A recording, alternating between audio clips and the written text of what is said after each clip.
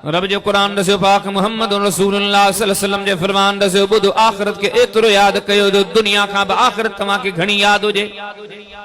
बुधो तव्हांखे मानी जो फिक्र आहे, कपड़े जो फिक्र आहे, अमीरी गरीबी जो फिक्र आहे, तिजारत जो फिक्र आहे, ॾेती लेती जो फिक्र आहे, दुनिया जे दीगर मामलात जो फिक्र आहे। पर ओ मुसलमानो जे अलमारी वारे कुरान ते तव्हांजो ईमान आहे, जे तव्हांजो मुहम्मद करीम अलैहिस्सलाम जे ॻाल्हियुनि ते ईमान आहे। रब जो कुरान तव्हांखे रसे थो, मुहम्मद करीम अलैहिस्सलाम जो फरमान रसे थो। हिन दुनिया जंहिंजो फिक्र कयो था इन खां कई गुना वधीक, बल्कि ईअं खणी चइजे हिन खां एतिरो त घणो तव्हां आख़िरत जो फिक्र कयो, उन जे मदे मुक़ाबिल लॻे त हिन खे तो दुनिया जो फिक्र आई कोन, रुगो आखिरत जो फिक्र आहे। एतिरो फिक्र पैदा कंदे पोइ तूं पंहिंजो पाण खे समझे त तोखे कुरान वारी वाट हथाई आहे, पोइ तूं मुतमइन थी त तोखे नबी सी वारी वाट हथाई आहे। नबी सगुरे जी जिंदगी पढ़दो, असाब सगुरनि जी जिंदगियूं पढ़दो, दीगर नबियनि जूं जिंदगियूं पढ़दो, यकीन जाणियो हयातिन ते वञी जिंदगियुनि ते गौर कयो। खाधे जो फिक्र कोने, पीते जो फिक्र कोने, गुरबत जो फिक्र कोने, दुनिया जी कहिड़ी कहिड़ी नेमत खे तव्हां तस्करो कंदा वञो, ज़िक्र कंदा वञो, तव्हां सभिनी नेमतनि ते नज़र कंदो, ख़ुदि आख़िरत जे मुक़ाबले में इन नेमतनि खे कुझु सम्झनि ई कोन था। दुनिया जी अज आऊं तव्हां उल्टी उबती राह ते पिया हलूं। यकीन ॼाण ज़मींदारी जो फिक्र आहे, दुकानदारी जो फिक्र आहे, कारोबार जो फिक्र आहे, ॾेती लेती जो फिक्र आहे, सर्दी जो फिक्र आहे, गर्मी जो फिक्र आहे। यकीन ॼाणो फिक्रात ई फिक्रात, पर सभु फिक्रात दुनिया जा हेॾे नज़र पवे थी अल्लाह जे नबियनि जी ज़िंदगी ते, नबी करीम अलैहिस्सलातु वस्सलाम जी हयात तय्यबा ते। जेकॾहिं रुगो नबी सी जी ज़िंदगी पढ़ूंदा, होकल में पढ़ण वारा मुसलमानो वञो दुनिया वारनि खां पुछा कयो, कंहिं बि मक्तबे फिक्र जे आलिम खे जेकॾहिं तव्हां विहारे करे सवाल कयो, यार ॾे त ख़बर नबी करीम अलैहिस्सलाम जी ज़िंदगी कीअं गुज़री, केतिरा रोईंदा हा। यकीन ॼाण जेकॾहिं तोखे तवज्जो वारो हूंदो, मुताले वारो माण्हू हूंदो, तोखे ॿुधाईंदो यार जेकॾहिं तवज्जो सां मुतालो करे तोखे ॿुधायां, रातियूं बेड़ियूं मिलनि थियूं जो नबी साईं जो रोईंदे गुज़रियूं, ॾींहं बि अहिड़ा गुज़रा जो नबी करीम अलैहिस्सलाम जा रोईंदे गुज़रिया, सुबुहूं बेड़ियूं मिलनि थियूं जो नबी साईं रोई करे गुज़ारियूं, शामूं बेड़ियूं मिलनि थियूं जेके नबी करीम अलैहिस्सलाम रोई करे गुज़ारियूं। वरी तूं सवाल करीं त पुछाईं, सवाल करे पुछा करीं त ॿुधा ॾे ख़बर नबी सी दुनिया ले रोईंदा हा या आख़िरत ले रोईंदा हा। यकीन ॼाण तोखे संजीदा आलिम इहो जवाब ॾींदो, यार सॼी हयाती ते नज़र पवे थी नबी सी जी, पर हर घड़ी रुना त आख़िरत खे यादि करे रुना, दुनिया खे यादि करे कोन रुना। हालांकि दर्द केतिरा ॾिठूं, हयाती में पुटड़ा फोत थी विया, हयाती में तला मिलियो, ॿ न्याणियूं फोत थी वियूं, 3 न्याणियूं फोत थी वियूं, हिकिड़ी न्याणी या वही जे ज़रिए ॿुधायो वियो तव्हां खां फिलफोर ख़ानदान में बाद में कंहिंजी वफ़ात थींदी त तव्हांजी न्याणी जी वफ़ात थींदी। ईअं खणी अचूं जंहिंजी ज़िंदगी में जंहिंजो औलाद विछड़ी वियो आहे, जंहिंजी गुरबत एतिरी आमी आहे, 3 महीना गुज़रंदा, जंहिंजे घर में चुल्ह कान चढ़ंदी आहे, जंहिंजे ज़ख़्मनि जी दर्दनि ते नज़र पई थी मियां। जेकॾहिं ॾिसूं था त मके जहिड़े शहर खे छॾींदे नज़र अचनि, जेकॾहिं मामला ते नज़र पवे थी पेट सां पत्थर ॿधंदे नज़र अचंदा, जेकॾहिं मामला ते नज़र पवे थी पत्थर खाईंदे नज़र अचंदा, जेकॾहिं हालाती मामला ते नज़र पवे थी। दुनिया में हर पासे को मजनू चवंदो आहे, को काहिन चवंदो आहे, को साहिर चवंदो आहे, को दीवानो चवंदो आहे, को कहिड़ी तकलीफ़ ॾींदो आहे, को कहिड़ी तकलीफ़ ॾींदो आहे, जो आख़िर हिकिड़े ॾींहुं पाक मुहम्मद करीम अलैहिस्सलाम जंहिंजे ज़ुबानी ही जुमला ॿुधाया, पाण फरमाईंदा सॼी दुनिया में सभिनी दर्द ॾिठा, पर अल्लाह जे लाइ जेके दर्द मूं ॾिठा कंहिं बि दर्द कोन ॾिठा। पर मियां जी जो छाती पाए करे ॾिसे थो, हिनजो लीओ पाए करे ॾिसे थो, यकीन ॼाण एॾा दर्द सहण वारो,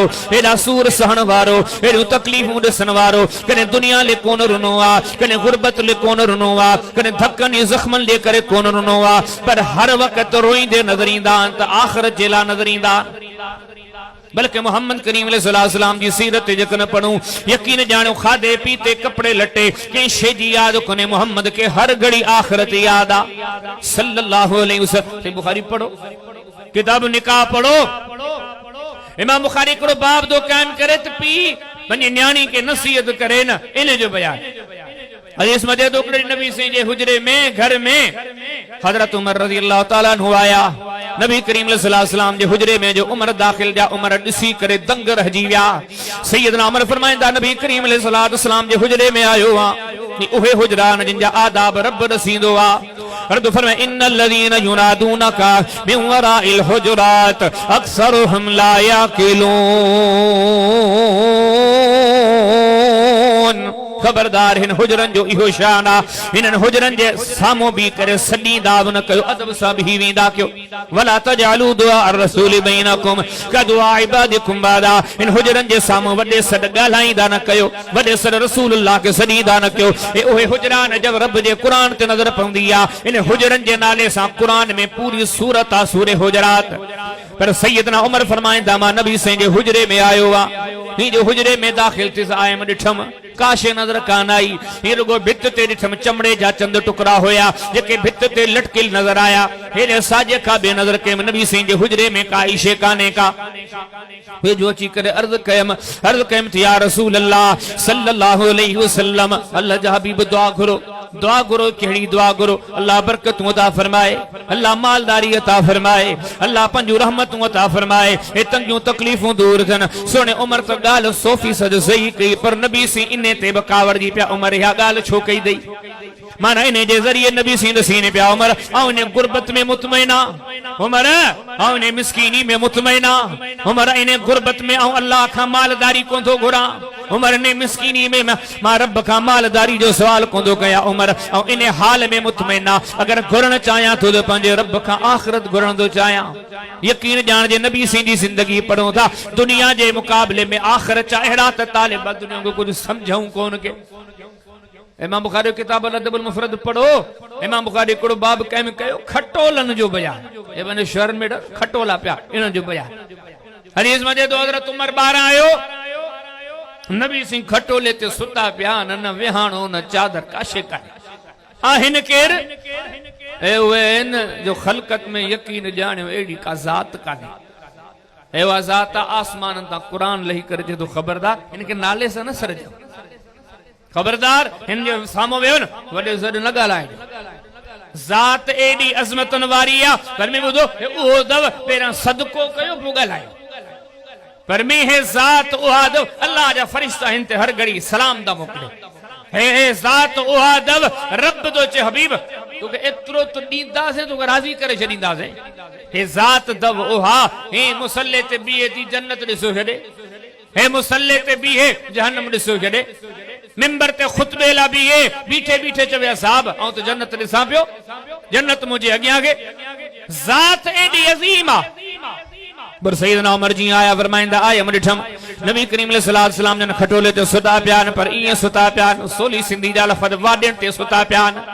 वाण ते सुता प्यान को चादर भी कोने को कपड़ो भी कोने फरमाइंदा आऊं जी आया नबी सी जो मथे था मथे थण दी देर हुई पान करीम अलैहि सलाम जे चेहरे ते जे नजर के निशान नजर आया वाण जा निशान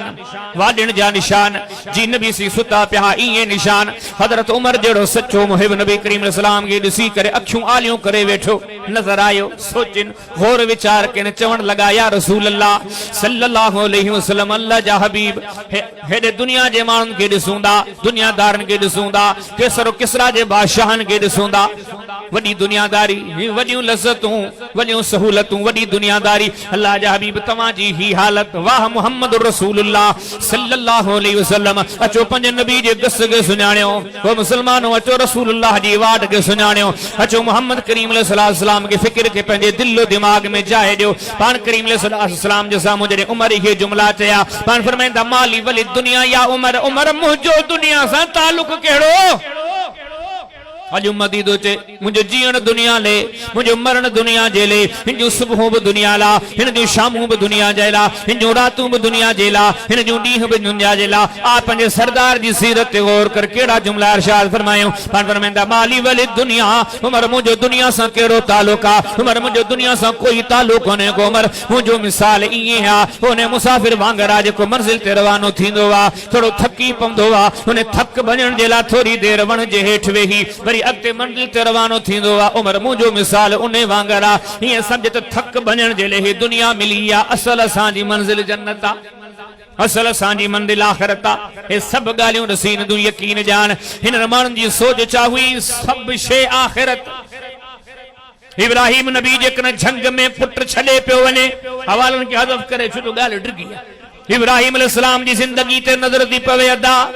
हाजरा जेड़ी घरवारी ओ सैयदा हाजरा जेड़ी घरवारी जंग में छड़े जो वने पे हे दुनिया के पैगाम जो तो वने घरवारी न मुखे आखिरत वधीक मुझे नज़दीक हमा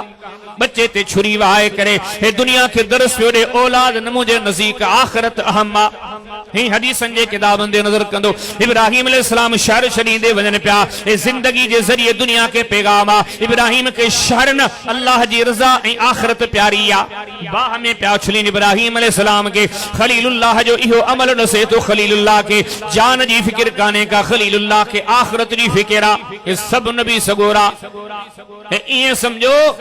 हजरत उमर दीगर सा वो बड़ी न सही बुखारी किताबुल जिहाद जी हदीस साहब खाए पे खजूर जा दाना जहाद जो मैदान अल्लाह जे प्यारे हबीब का पूछा तो करे साईं भला आऊं जे हिन जंग जे मैदान में मारजी वञा फअइन अना साईं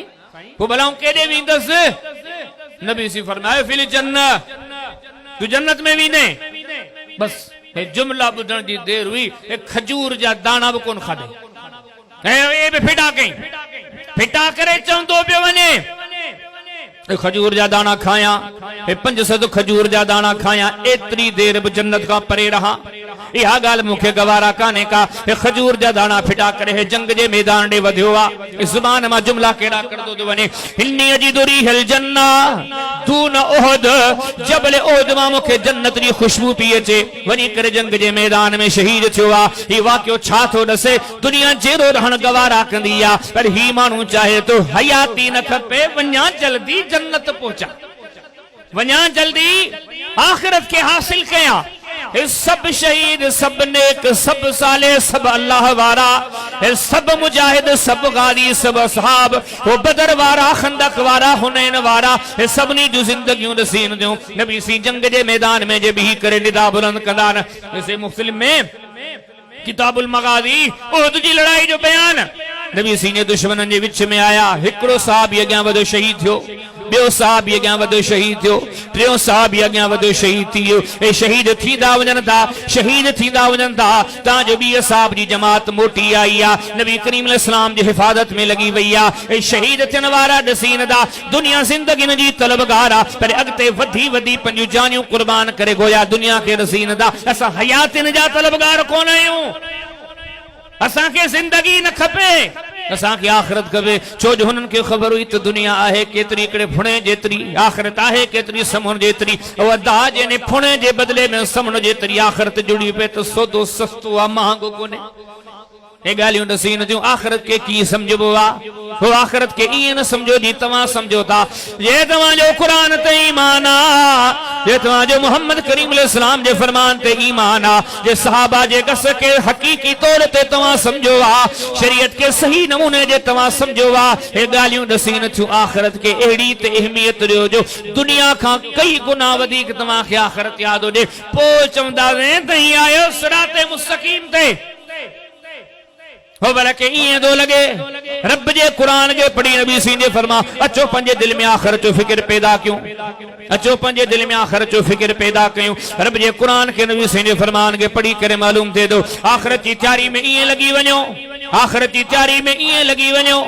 यकीन जानो तमाजी दुनिया ले मेहनतूं कंदा आयो इन का कई गुना वधीक आखिरत ला मेहनत कयो छो ते दुनिया जा घरड़ा देन ला तमा भजो था डुको था दुनिया जो सवारियूं दुनिया जो सहूलतूं दुनिया जा कमकार रिश्ता नाता इन जे केडो भजो दा केडो डुको दा बुधायो तमा दा साथ केतरो दींदा पल जो पतो कोने हां जे जो पल जो पतो कोने तो को सुबह जो फिक्र तो को शाम जो फिक्र रात जो सुमी दो वो फिक्र सुबह जो अख दी खुले बुने जो फिक्र जे जो पतो पल जो कोने एडो तो सोची ओले आखिरता जे में जो वे तो वरी वापस कोनी दे एडो ट्रिको सफर अणुकुट सफर कदे बुधा जे पतो पल जो कोने उन जो एडो तो सोची जो को सफर सदाई जे ले खुटनो ही कोने उन जी का सोच का नहीं का कितना व्या को मोटियो 1000 साल माण्हू दा 5000 साल इंसान जी पुरानी तारीख है 10000 साल अदा 50000 साल मनी से 10000 साल मनी से आहे को मोटियो को भी कोन मोटियो ही दुनिया हुई चंद सालन जी के हे कब्र जी जिंदगी आदम अलैहिस्सलाम जा पुत्र वो ने जमाने जा हाबील काबील जे के पाण नाला खणो हे कब्रन में दफनन उन्हें का बाद कब्रन में दफनन अल्ले कदे क़यामत थी क़यामत में कोना 50,000 साल जो एकड़ो डी हा वरी अगियां जन्नत वरी जहन्नम पर मैं फिक्र कयो ने ड्रिघे सफर जी ये सियाणप काने का बल्लो घर बल्यूस यकीन जानियो असाब सुगुरन ये जने शयूं ॾिठूं वो तो याद ही आखिरत सुबह शाम रात दी कपड़ा फाटल लान भलन कपड़ा पाण जी सोच कान हुई ओ वडे वडे तख्तन ते वडन वडन हुकूमतन जा हाकिम हा पर यकीन ॼाण हुकूमतन ते नजर कान हुई खबर न उहदा बार दी हुकूमतूं बार दी मनसब बार दी ये सजी ठठ ठुंगर इमाम इब्न शब्बा तारीख मदीना में ही रिवायत आंदी सही सन हजरत अनस चवे एकड़े डी हजरत उमर पे खुतबो दिनो जो तो आऊं पासे में बैठो मुसलमान जो अमीर अल मोमिनीन उमर बिन खत्ताब रज़ी अल्लाह तआला फरमाए मसलहुम फित तौरात व मसलहुम फिल इंजील अदाद को तमान सैदाबाद वारो तमान उमर ओ तो जिंदा तस्करा तौरात इंजील में आ आई ये भी कोने तो मिड़ैया वडी तफसील से सुन अबी दाऊद पढ़ो किताबुल इमारा पढ़ो बाबुल खिलाफा पढ़ो अल किताब जो पढ़ो वडो आले वडो वडो नाले वारो अगली बार हजरत उमर ने सब मिलियो पाण फरमे दी खबर गाल के न सच्ची तवाजे किताबन में मुझो तस्करो आहे जिसी बिल्कुल आए भला दे खबर तवाजे किताबन में मुझो तस्करो छाए सच गालाए जा चुन लगो मुसलमानन जा अमीरुल मोमिनीन असा जे किताबन में ता जो वडो तस्करो आ ते जो को मुसलमानन जे बियो खलीफो दोन वडे रो भई दबदबे वारो ये कोने तो मेरे हजरत उमर जो नालो वडी तफसीर मनकूल तौरात में इंजील में हे उन्हें पाए जो मानू वा खुतबो पियो दे ए पोया सैयदना अनस वेठो वा जे तो मुसलमान जे अमीरुल मोमिनीन के डिठो ई पोया पहरान के दिसमा रुगो चत्ती चत्ती हे अमीरुल मोमिनीन के करप्शन नजर छो कान थी आए हेडे वडे ओहदे ते वेही माल गड़कण छो न थे आए ओ छा ओ या सोची इन अमीरुल मोमिनीन जी जिंदगी रसो पे ओहदो बार दिया मनसब बार दिया इमारत बार दिया खिलाफत बार दिया हुनन जी हर वक्त नजर हुई आखिरत ते उन्हनि हर घड़ी पंहिंजी आख़िरत खे यादि कयो हर वक़्तु उन्हनि पंहिंजी आख़िरत खे ठाहिण में लॻायो रातूं हुजनि सुबुह हुजनि शाम ऐं असांखे ॾसे विया अदा ही तयारी कबी आख़िरत जी हे अक़लमंदी कान्हे का जिन घरनि में तव्हां कॾहिं को रुॻो तव्हांजा ॾाॾा काॾे विया नाना काॾे विया परदादा काॾे विया परनाना काॾे विया यकीन ॼाणे ओड़े पाड़े में नज़र कंदो कई जनाज़ा नज़र आया कॾहिं नंढड़े ॿार जो जनाज़ो खॼो पियो वञे कॾहिं पोड़े पके जो जनाज़ो खॼो पियो वञे कॾहिं ईअं ॾिसण में चए थो नानो चेरो डोटरो फोत थियो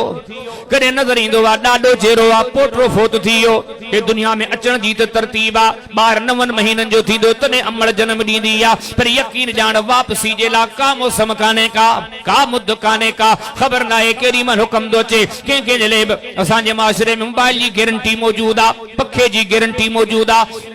मशीन जी गारंटी मौजूद आ हर शे जी गारंटी मौजूद आ पर यकीन जान बंदे जी काई गारंटी काने का आरसी दुनिया फानी दुनिया पर केडे दुख जी गाला इन फानी दुनिया जेला इन फानी घरन जेला इन फानी सहूलतन जेला 24 अंगुरन जा 20 अंगुरन जा जोर लगायो ए आखिरत के विसारे वेहूं हेडे जेकन नजर खणी करे हारींदो इनन के हर घड़ी आखिरत याद आ वडे वडे मनसबन ते वेठा नजर मनसबन ते काने का नजर आखिरत ते आ हे मुखे वा के दसी न था ये तैयारी कभी आखिरत जी हकीकी मुसलमान इन्हें के चेबो वा यकीन जान जो अन्या अगी गाल हर घड़ी आखिरत याद हर घड़ी आखिरत ले मेहनत हर घड़ी आखिरत के ठाहण जे लाने क्यों नजर पंदी रात जो मोहम्मद रसूलुल्लाह मुसल्ले ते बीठला नजर पंदी रात जो टेमा मदीने जे शहर में ही जो कन कीटा करे बुझे थ अबू बकर जे हुजरे मा कुरान जो आवाज इंदो वा यकीन जान जो ही कन करे बुझे त सोने उमर जे हुजरे मा कुरान जो आवाज इंदो वा ही जो मस्जिद नबी ते नजर कजे थी रुकू में नजर इंदान एहड़ा अल्लाह वारा यकीन जान बुख जे विघे किरी पंदान छो अल्लाह के राजी करण जेला आखिरत के ठाहण जेला जिहाद ने मैदान में मेहनतूं कदे नजर इंदान सदका खैरातूं कदे नजर इंदान ये मालूम थींदो आ मोहम्मद करीम अलैहि सलाम जा साहब ए अल्लाह वारा इन जो हड़ई कोशिशूं आखिरत ये सबक आऊं इतमा बुल्लिल भटकिल तवज्जो कोन था दियो छो ता साते दुनिया जो नशो एड़ो स्वार आ बस दुनिया ये गालियों छा थियूं दसी यकीन ओ साणो थी तू अबू बकर सिद्दीक का साणो सजी कोनी को तू हजरत उमर खां वधीक ॾाहो कोनी समझा पाण के हे उमर उहो हुई मशवरा ॾींदो हो जिब्रील क़ुरान आणींदो तू हजरत उस्मान का सियाणो कोनी उस्मान उहो थई मुसन्निफ इब्न अबी शैबा पढ़ो किताब रोया ख्वाबन जो बयान पूरो करो बाबा हजरत उस्मान जे ख्वाब जो बयान जॾहिं आख़िरी ॿुधो था न बागिन जॾहिं मदीने में आया जिन उस्मान जे घर खे घेरे छॾियूं कई ॾींहंनि थी मानी बंदि पाणी बंदि कड़ो पाणी पी गुज़ारो कंदो आख़िरी ॾींहुं हज़रत अब्दुल्ला बिन उमर फरमाईंदा हीअ सुहिणो उस्मान घर जी छित ते चढ़ियो छित ते चढ़ी छो जो ॿाहिरि बाग़ी बीठा दरवाज़ा बंदि आहे घरां निकिरण ते पाबंदी आहे मुसलमान जो अमीर मोमिनीन छित ते बीठो आहे या अहल मदीना किथो मदीने वारो हे अमीरुल मोमिनीन जो सॾु ॿुधी माण्हू गॾु थी विया हज़रत अब्दुल्ला बिन उमर बायो ॿियो बायो टियों बायो अमीरुल मोमिनीन छत ते बीठा जी अमीरुल मोमिनीन पाण फरमायो राति मूं ख्वाब ॾिठो अथव के ॾिसण पिया चाहिनि त मुंहिंजो अॼु ज़िंदगी जो आख़िरी ॾींहुं ईंदव छा था चवनि ऐं रोज़ा रखंदो पियो अचां मूं अॼु बि रोज़ो रखियो आहे पर मुंहिंजो अॼोको रोज़ो थोरो अलॻि अथव हज़रत उस्मान ॿुधाइनि पिया राति मूं ख्वाब ॾिठो ख्वाब में ॾिठुमि त नबी सी मूंखे ख्वाब में ज़ियारत कराई पाण फरमायूं उस्मान सुभाणे जेको तूं रोज़ो रखंदे न इन जी इफ़्तारी तुंहिंजी मदीने में कान थींदी उस्मान तुंहिंजी इफ़्तारी असां वटि जन्नत में थींदी हे मुंहिंजो आख़िरी रोज़ो अथव हे मुंहिंजी ज़िंदगी जो दाहे उहे हा असीं पाण खे हिननि खां सियाणा था सम्झूं हे बुल्ला असांजे हे शैतान असांखे दिमाग़ असांजा ख़राब करे छॾिया हे सियाणा हा जॾहिं हिते रही हड़ई तयारियूं आख़िर जूं कयूं ही ॾसे विया ही जिंदगी अथव ईमान वारनि जी ही जिंदगी अथव हिदायत वारनि जी ही जिंदगी अथव सही मुसलमाननि जी यकीन ॼाण अञा अॻे नुक़्ते ते नज़र कयो आख़िर जी कीअं तयारी कबी आहे ओ मुसलमानो अचो हिन ॻाल्हियुनि ते गौर कयूं ओ मुसलमानो मोटी अचो हिननि सबक़नि खे पंहिंजे सीननि में सांडियूं रब जे साम्हूं झुकण वारा बणिजी वञूं तौबा करण वारा बणिजी वञूं इस्तिग़फ़ार करण वारा बणिजी वञूं पंहिंजी आख़िरत जा तलबगार बणिजूं कीअं आख़िरत जी तलबगारी हूंदी आहे कीअं आख़िरत जो तलबगार बणिबो आहे सहाबा जी ज़िंदगी ॾसे थी क़ुरान ॾसे थो हदीस ॾसे थी आख़िरत जी तयारी ईअं कबी आहे हर शइ खां वधीक आख़िरत जो फ़िक्र बुख खां उञ खां सर्दी खां गर्मी खां आख़िरत जी वधीक तयारी कबी आहे मेहनतूं मेहनतूं मेहनतूं क़ुरान खां बचणो आहे पर ॿुधो वरी अञा अॻी ॻाल्हि आख़िरत जी तयारी ईअं कबी आहे हे सभु कम कयो वरी बि रोयो त मतां कंहिं ग़लती जे करे आख़िरत बर्बाद न थी वञे हे 100 साल जो सफ़र कोन्हे अञा वॾो अथव खबरदार हे 1000 साल जो सफ़र कोन्हे अञा वॾो अथव तव्हां चवंदो लख करोड़ अरब खरब यकीन ॼाण हे सभु अंग अदद थोरा अथव आख़िरत जो सफ़र अञा वॾो अथव जेके ग़लती जे करे आख़िरत जो सफ़र बर्बाद थी वियो त हिकिड़े ॾींहं जी गर्मी खां लहराईंदा हिकिड़े ॾींहं जी सर्दी खां लहराईंदा हिकिड़े ॾींहं जी बाहि खां लहराईंदा हिकिड़े ॾींहं जे बुखे उञ खां लहराईंदा कॾहिं गौर कयो अथव जे तव्हांखे हज़ारे सालनि जे लाइ जहन्नम में फिटो कयो वञे कीअं बर्दाश्त कंदो कॾहिं बर्दाश्त करे कोन सघंदो आख़िरत जी फिक्र जो अॻियो नुक़्तो ॾसे थो जेकॾहिं तव्हांजे दिलि में आहे क़ुरान जो क़दर अदा जे अथव पंहिंजे नबी जी राह ऐं वाट जो क़दर समझो था जे सहाबा खे सही नमूने सां हिदायत वारा समझो था इन्हनि अल्लाह वारनि जी ज़िंदगी खे आइडियली नमूनो यकीन ॼाणियो 24 कलाक आख़िरत जी तयारी में लॻो पर यकीन ॼाणियो अञा अॻियो सबक़ अथव वरी बि रोयो मतां का ग़लती ॻिची जो घटि न बणिजे अज़ाब जूं ज़िंदगियूं या इस्लाम जी असल सूरत ॾिसूं था नाराज़ न थिजो पाण सभु हिकु जहिड़ा असल सूरत ॾिसूं था असां वटि इस्लाम जी असल सूरत ई कान्हे पहुती घटी में ॾिसो हिकिड़ो हेॾे पियो वञे हिकिड़ो हेॾे पियो वञे हू दुकान ते वेठो आहे आई आहे बांग मस्जिद मां कंहिंखे कन ते का जूं वेठी आहे रमज़ान आयो कमी ॿियाल वञो अदा कूड़ आम ठगी ही कहिड़ी मुसलमानी आहे हे दव मुसलमानी की फिक्र कबो आखिरत जो अबू बकर सिद्दीक रज़ी अल्लाह तआला अन्हु वाह मोहम्मद करीम अलैहि सलाम फरमायो पढ़ो मुसन्निफ इब्न अबी शैबा किताबुल फदाइल जन अबू बकर सिद्दीक जे फदाइल जो बयान पर फरमाइंदा अबू बकर सभनी जा मूं एहसान लाए चलिया पर अबू बकर तुंहिंजा एहसान अल्लाह लाहींदो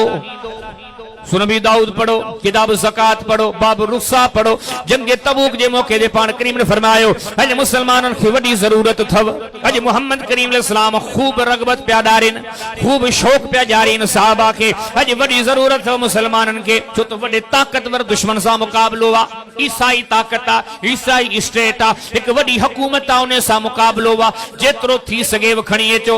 सब खणी आया। पर वाह सैयदना अबू बकर सिद्दीक रज़ी अल्लाह तआला अन्हु जेडी मल जो आने सामान अग्यां रखन दा नबी करीम अलैहि सलाम फरमाइंदा अबू बकर दे त खबर मां अब कई तलहम घर वारन जेला छा छडे आयो आ, बचड़ा बथई न्याणियों बथई दे त खबर उनन जेला छा छडे आयो आ। वाह सिद्दीक तुंजी जिंदगी,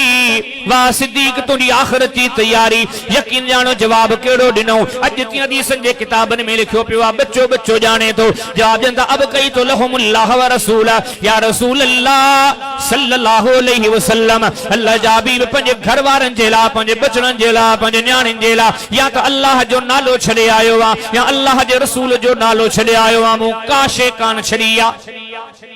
यकीन जान सजी जिंदगी ते नजर कंदो सिद्दीक जी जिंदगी रोजन में गुजरिया। माशा का पुछ जकन पुछा कजे पढ़ो सही बुखारी किताबुल लसान इमाम बुखारी को बाब कायम कयो अल मस्जिद यकून फि तरीक। माशा चवे थी जेरी मल सांदी बाबे के घर जंदरे को हुजरो वा, उन हुजरे में नजर पवे थी, उन हुजरे के बाबे इबादत ले वक़फ कयो वा। नजर पंदिया ए केरा को आम बंदो कोने ए ओहो मानू आज इब्तिदा में नबी सी ते ईमान आंदो, हर दुख सुख में नबी सी सा गड होयो। जे बिलाल हबशी जेड़ा कई जवान आजाद कराया वो ओहो वाजे के पूरे मक्के में नबी करीम अलैहि सलाम हिजरत जो पंजो साथी बनाने जे काबिल समझो इंसान गड नबी से हिजरत कयूं हूं। मदीने में नबी सी सा गड आयो वा, मदीने में नबी सी सा गड रहंदो वा। इन जे न्याणी नबी करीम अलैहि सलाम जे निकाह में आ यकीन जानो जे मजीद बीबी आशा बुधाए थी ही हुजरे ते नजर पवंदी आ या सिद्दीक नमाज में नजर ईंदो आ या सिद्दीक कुरान पढ़दे नजर ईंदो आ। जिंदगी सॼी अमल ते कायम आ, जिंदगी ॾिसो रुगो नमाज जो नालो आ, रोज़े जो नालो आ, ज़िक्र फिक्र जो नालो आ। पर इन सभिनी ॻाल्हियुनि जे बावजूद की आख़िरत जी तैयारी कबी आ। यकीन जाणियो आऊं तव्हां दुनिया में धुत थी विया आहियूं, दीन जा सबक विसारे वेठा आहियूं। हे सबक मूंखे तव्हांखे ॿुधाइण था मुसलमानो, रहण जे लाइ तव्हां कोन आया हो। तव्हांजी हमेशह जी ज़िंदगी अॻियां त उहा कीअं ठहंदी आ, उहा कीअं ठाही बि आहे, हिननि माण्हुनि खां सिखो। एॾो कुझु करण खां बाद में बि पढ़ो सही बुखारी किताबुल लसान बारुल मस्जिद यकून फि तरीक। मां आशा फरमाए थी इन सभिनी चारनि जे बावजूद ॾिसां थी बाबो कुरान पढ़दो वेंदो वा, रोंदो वेंदो वा, कुरान पढ़दो वेंदो वा, रोंदो वेंदो वा। सिद्दीक जी कुरान पढ़दो वा, हालांकि नमाज़ी या हाजी या गाज़ी या दीनदार आ, पर सभिनी मेहनतनि जे बावजूद सिद्दीक खे वरी आख़िरत जो फिक्र थींदो वा। अले छा थींदो पतो पियो, खोड़ मेहनतूं कयो पर वरी फिक्र कयो। वरी जे सीढ़ी हिकड़ी हेठ लहो हज़रत उमर जहिड़ो माण्हू थो नज़र अचे। केरु उमर जंहिंजे नबी सी फरमाया सुनन तिरमिज़ी पढ़ो, अब्वाबुल मनाक़िब पढ़ो, हे उन शान जो मालिक आहे। नबी जी फरमाया उमर जी साईं उमर तूं घटी मां अचींदो न शैतान तोखे ॾिसी छॾे घटी भॼो वञे। यकीन ॼाण हिन दौर में मुसलमान केॾो वॾो मुसलमान तइदाद अरब ॾेठ हिन दौर जो न 1400 साल जा मुसलमान गॾायो, रुगो 1400 साल जा मुसलमान न गॾायो। नबियनि खे अलॻि करे सभु उम्मतूं ॾिसो, हिकिड़ो को अॼु ताईं ॿुधव घटी में अचे शैतान भॼी वञे न। हे सुने उमर जो शान आहे, मदीने जी घटी में हले पियो शैतान घटी करे भॼी वियो, उमर पियो अचे। हे त हिन माण्हू जो रोब आहे। अर्ज़ कंदो या रसूल अल्लाह सल्लल्लाहु अलैहि वसल्लम जेकॾहिं पर्दो थिए त भली ॻाल्हि आहे, हे तव्हांजूं घर वारियूं ॿाहिरि ईंदियूं आहिनि। जेकॾहिं पर्दे जो मामिलो थिए त ॾाढो भलो आहे। जेकॾहिं को साहबा मां तव्हांजे घर वञे त ईअं हलियो न वञे, इजाज़त वठे। ही उमर जा मशवरा न। थोड़ी देर में कुरान जिब्रील खणी आयो, या अय्युहल्लज़ीना आमनू ला तदखुलू बुयूतन नबी। उमर जे मशवरे जी देर जिब्रील कुरान खणी आयो। सुनो मन मशवरो ॾींदो आहे साईं जेकॾहिं हिन मक़ाम इब्राहिम जी जाइ ते तव्हां नमाज़ पढ़ो त केॾी भली ॻाल्हि आहे। सुने उमर जो मशवरो आहे। थोड़ी देर में जिब्रील कुरान खणी आयो, वतखिज़ू मिन मक़ाम इब्राहिम मुसल्ला। मुसलमानो मक़ाम इब्राहिम खे नमाज जी जाइ बणायो। उमर उहो इंसान आहे, मशवरा ॾींदो वेंदो आहे, रब कुरान नाज़िल कंदो वेंदो आहे। हे उमर उहो अल्लाह जो नेक बंदो आहे। नबी सी फरमाईंदा जेकॾहिं मुंहिंजी उम्मत में कंहिंखे मुहद्दस ॾिसणो आहे,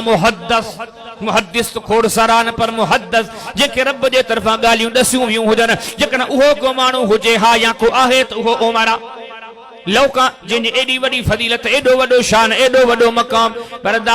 आखिरत की तैयारी की कबिया सैदाबाद वाला तू भी मुतमैन आऊं भी मुतमैन दुनिया जा कमकार करे मुतमैन नमाज पढ़ी से मुतमैन न पढ़ी से मुतमैन ये आखिरत कान ठंदिया ये अल्लाह के राजी कोन कबोवा आहिन नेकन मान जी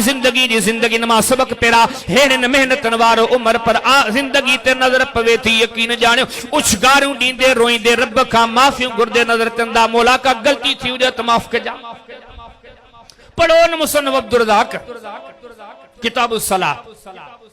इमाम अब्दुल रज़ाक बिन हम्माम में एकड़ो बाब कायम कयो सुमणी जी नमाज में तिलावत जो बयान एकड़ो ताबी चदो कड़ी मुके नमाज में थोड़ी देर थी वई पहुंची विस पहरी रकात में पर पहली सफ में कौन पहुंचल आयो वा नमाज पर अचन में लेट थी वई आखिरी सफ में बीठो वा पारिठम द मुसल्ले ते अमीर उमर कुरान पढ़े पे बुधा पियो जदो ही कुरान पढ़दे पढ़ ओहो उमर जे के दिसी शैतान भजी विंदो हो ओहो उमर जे मशहूरन ते कुरान लहंदो हो यकीन जानो अल्फाज गुम छोदा वजन अल्फाज खत्म छोदा वजन इन मानन के जेको अल्लाह मकाम दिनो जिंजी अल्लाह दो तारीफ करे कुरान में जिंजी अल्लाह तारीफ करे तौरात में जिंजी रब तारीफ करे इंजील में मदीने में मोहम्मद करीम अलैहिस्सलाम जिंजी तारीफ कन सहाबा जी हेडी वडी जमात जिंजी तारीफ करे आहे को मानू इन जो हम पल्ला ओ गोले गोले हयातू गुजरी विंदू कौन मिलदो पर सागी उमर के बारे में ताबी सगुर चे थो देर से आयो वा आखिरी रकात में पोतो वा हाउ बेली सुने उमर जी तिलावत बुदम ही मुसल्ले ते भी करे इए पे उछगारू डई करे रोवे जो आखिरी सफ में है बुधा पियो खबर पई इए तैयारी कबिया यकीन जानो छड़ो गुनाह के यकीन जानो लगी वणो नेकिन में पर बुधो ने क्यों करे करे पान के मुतमईन न समझो वरी भी माफियों गुरो तो मता को गुनाह गिची जो गट न पड़जे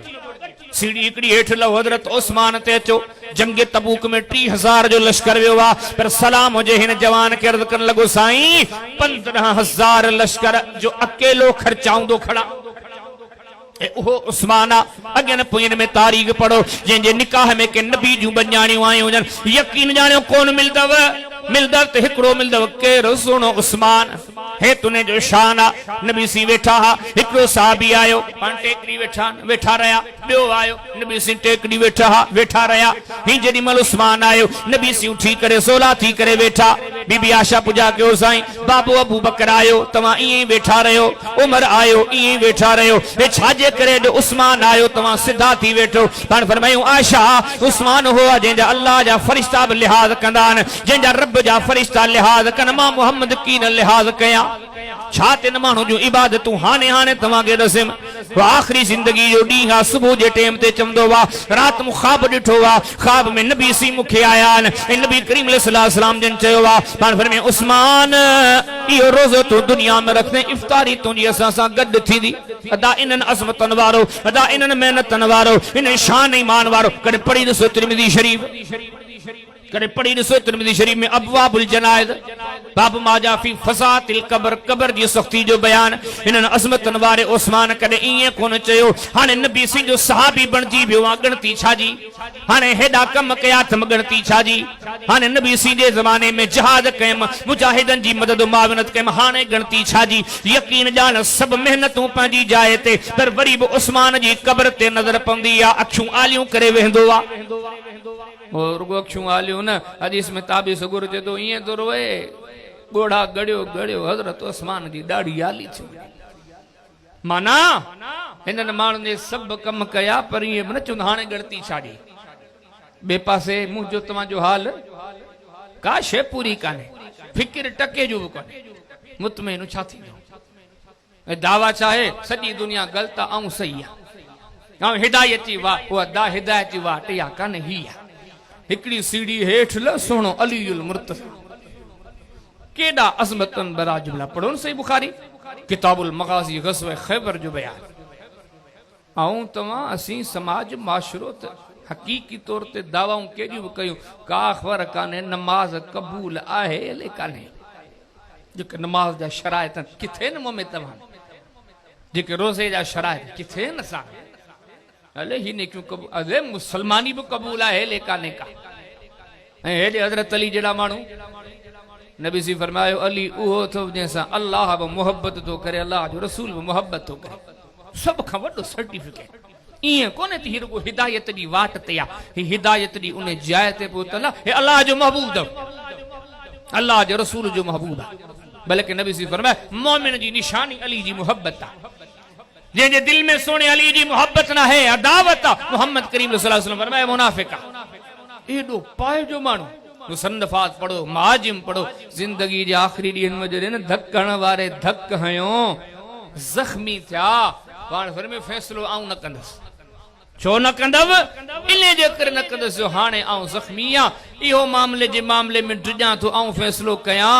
इन ते कहिड़ो कानून? महिरबानी कयो मूंखां फ़ैसिलो न करायो, जे आऊं सिहतमंद थियसि फ़ैसिलो कंदसि, जे शहीद थी वेंदा त पोइ खां फ़ैसिलो कराइजो। सॼे अज़ाब जी जमात कहिड़ो कहिड़ो नालो खड़ो, तव्हां त वरी बि पंहिंजे बाग में नाला रखिया हूंदा, ही मोतियो, ही चंबेली, ही गुलाब, पर यकीन ॼाण मोहम्मद करीम सलाम जी मजलिस जा ही जेके गुल आहिनि, जंहिंजे ॾिसने रुख कंदे चंदे हिन खां भलो त को दुनिया में गुल ई कोन्हे। अशरे मुबशरा चो, बदर वारा चो, खंदक वारा चो, हुनैन वारा, हर माण्हू जी अज़मत निराली आहे, पर दा सभिनी नेकिन जे बावजूद, मेहनतन जे बावजूद वाके बदरी हा, वाके खंदक वारा हा, वाके हुनैन वारा हा, वाके नबी सी जे साम्हूं पंहिंजा सीना ढाल बणाए करे पेश करण वारा हा।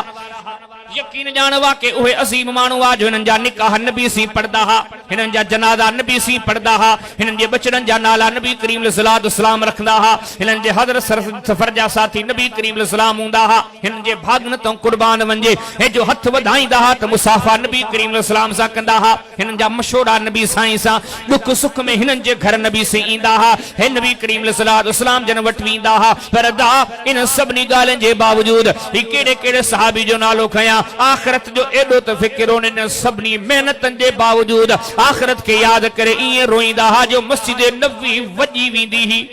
कदे पढ़ी तो दिसो नसाई शरीफ, कदे नसाई शरीफ में किताबुल जनाइज में बाबु तअव्वुद मिन अज़ाबिल कब्र सैयदा अस्मा फरमाया हिकिड़ो अहिड़ो ॾींहुं आयो हे दुनिया के पैगाम आ की आखिरत जो फिक्र कबो आ, हो मियां मरणो तो याद रखी छॾिजां, कहिड़ी बि जिंदगी भली गुज़रई तू रहण जे लाइ कोन आयो आ, रुगो तूं चावल के फरमाई वा मा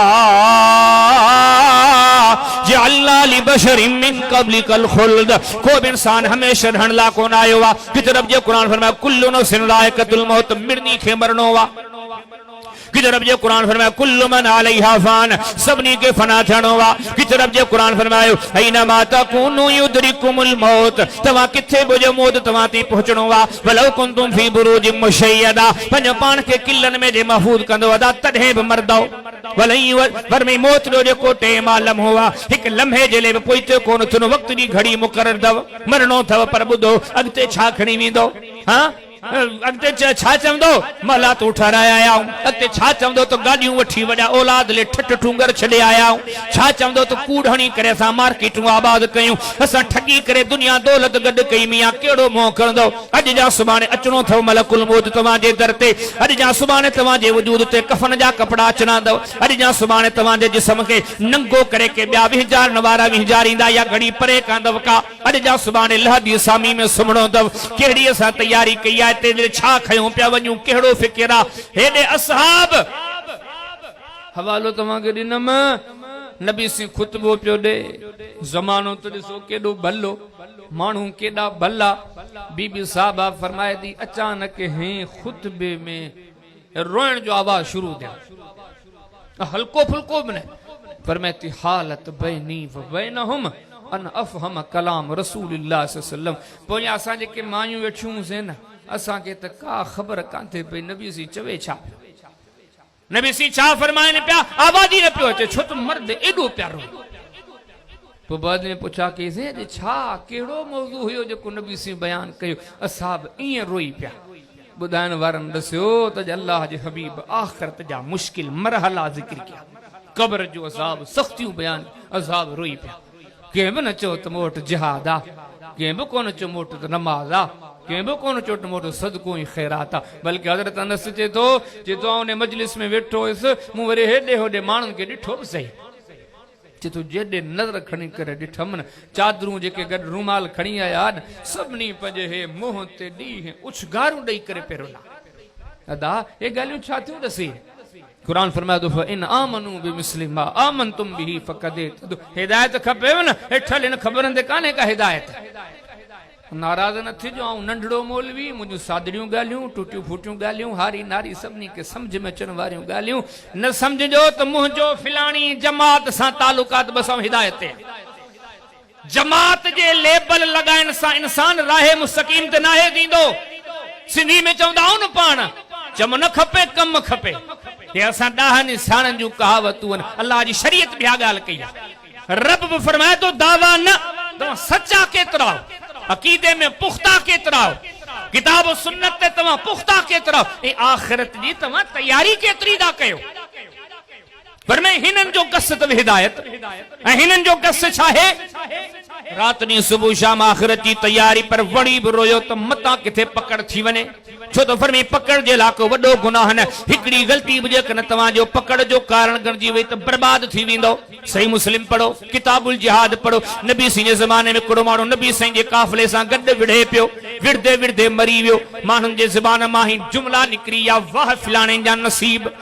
वाह मियां वाह हिकी पे विढ़ियो वियो जन्नत में दाखिल थी पाक मोहम्मद करीम सलाम जुमला बुधा पाण पर में खबरदार ईअं न चओ हिनखे जहन्नम में जल्दे मां मोहम्मद पंहिंजे अखियुनि सां पियो ॾिसां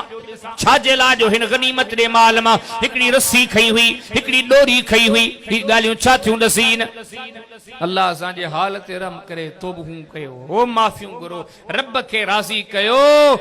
केॾियूं बि तौहीद हुजे पुख्ती सुन्नत हुजे अमल हुजे दीनदारी इन से जो नालो वरी बि रोई वेरी रो खिलम जैसी खेर थी जैसी जन्नत जो सर्टिफिकेट न मिले फिक्र रहे नबी साहब सगुर पढ़ो सही मुस्लिम किताबुल ईमान बाबु कौनिल इस्लाम यहदी मा कान क़बला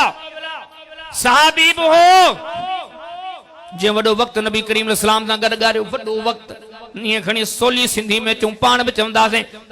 अल्लाह ताला मरहूम मलूकीरे खे जन्नत में जाइ ॾे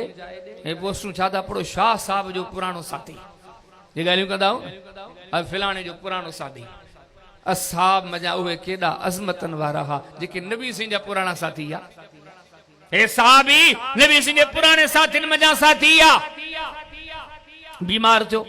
झूनो थियो जिंदगी जो पोयों पहर आहे हुन जा पुटड़ा बयान कंदा बाबो बीमार आहे आख़िरी जिंदगी जो पोयों पहर पर ॾिसूं पिया रुगो रोए पियो ऐं माण्हू अचनि पिया इयादत करण जे लाइ कि आम माण्हू कोन्हे नबी सिंह जो साथी आहे नबी करीम सलाम जो सहाबी आहे हुनखे ख़बर पई हू आयो हुनखे ख़बर पई हू आयो पर पुटड़ा चवंदा असां बाबे खे ॾिठो है भित ॾे मुंहुं करे ज़ारो कतार रोए पियो मानू वञन वरी असीं पिया बाबे के दिलदारियूं ॾियारियूं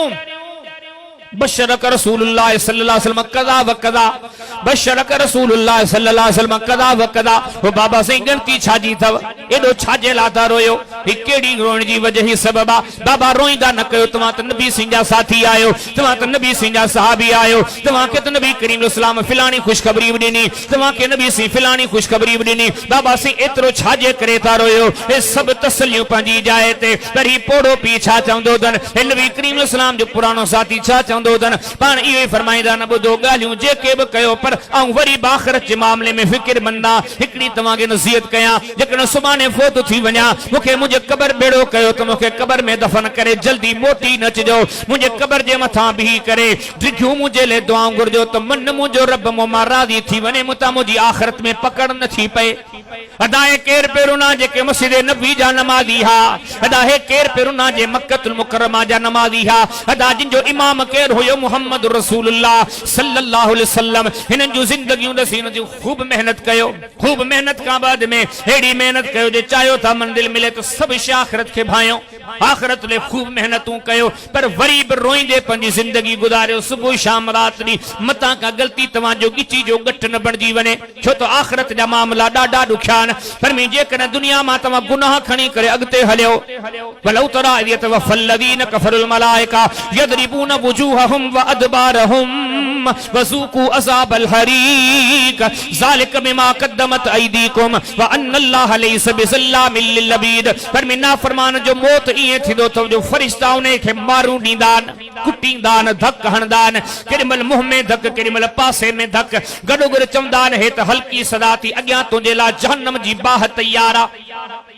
फरमी जेकर तव्हांजी आख़िरत बुरी थी वई ॾिजो पंहिंजी आख़िरत जे मामलात में फिक्र कयो पंहिंजे आख़िरत जे मामलात में। फरमी जेकर नाफरमान खे खणी करे क़बर भेड़ो कंदा न 100 सालनि ती हूंदी क़बर नाहे हूंदी जहन्नम जे खॾनि मंझां खॾ हूंदी आहे। हो व्याज वठी करे दुनिया चमकाइण वारो ठगियूं करे दुनिया चमकाइण वारो दुनिया में टिठियूं निंड्रूं करे नमाज़ खां परे रहण वारो दुनिया जी रियासती सियासत जे चकरनि में पंहिंजी दीन खे छॾण वारो दुनिया जी तस्वीर पढ़ी आख़िरत खे विसारण वारो अॼु जा सुभाणे मलकुल मौत तव्हां वटि अचणो आहे। जेकॾहिं इन हाल में मरी वियो त मोहम्मद करीम अलैहिस्सलाम जा जुमला ॾसी ईंदा अहिड़े इंसान खे जॾहिं क़बर भेड़ो कबो आहे सदियुनि ताईं सालनि ताईं इन जी क़बर कोन्हे हूंदी जहन्नम जी खॾ हूंदी आहे। नबी से बुखारी पढ़ो किताबुल जनाज़ पढ़ो बाबुल जरीदत अलल क़ब्र कायनात जो ताजदार पंहिंजे खच्चर ते वेही सवारी करे वञे पियो क़ब्र जे पासे मां गुज़रियो ही नबी सी ने खच्चर खणी ट्राह काढो साहबी सगोर ईअं ट्राह काढी असांखे लॻो ॼाण नबी सी खे किराई अहिड़ो खणी छिड़क भरियो खच्चर खणी वियो नबी सी क़ब्र ते नबी सी लथा आया ही क़ब्र कंहिंजी आहे साईं पुराणी क़ब्र आहे ये तव्हांजी आमद खां अॻे जी आहे छो हिन क़ब्र में जहन्नम जो अज़ाब आहे जेको मुंहिंजे खच्चर खे ॾेखारे वियो ट्राह ॾींहं खाई भॼी वियो अल्ले केतिरा साल थिया अथनि ही क़ब्र जहन्नम जी खॾ अथनि क़यामत दी ने क़ब्र जी इहा हालत रहंदी हे ॾिसो वियो फिक्र कयो आख़िरत जो सोचो पंहिंजी आख़िरत जो ही त हयाती रहणी अथव ही त घर छॾणा अथव ही त बचड़ा छॾणा अथव हे ज़ालूं छॾणियूं अथव हे न्याणियूं छॾणियूं अथव हे दुनियादारियूं दुकानदारियूं छॾणियूं अथव जेकॾहिं मुजरिम बणिजी करे हितां वेंदो ही दुनिया जा मज़ा आरदी अथव अॻियां हमेशह जूं उक़ूबतूं अथव हमेशह जूं सज़ाऊं अथव पर मुंहिंजे नाफ़रमान शख़्स उथी जे महशर जे मैदान में ईंदो अल्लाह जे क़ुरान मूंखे वांके ॾिॼारियो ही अथव आख़िरत जो फिक्र सोचूं पंहिंजे ज़हननि ते तारी कयूं यार अहिड़ो कमु न कयूं जो इन्हनि नामुराद माण्हुनि में असांजी शमूलियत थी वञे। फरमाए नाफ़रमान जॾहिं क़यामत में ॾिहाड़े ईंदा वुजूहुहुम मुस्वद्दा चेहरा कारा नज़र ईंदनि तव्हांखे कअन्नमा उशियत वुजूहुहुम किताम मिनल लैल मुज़लिमा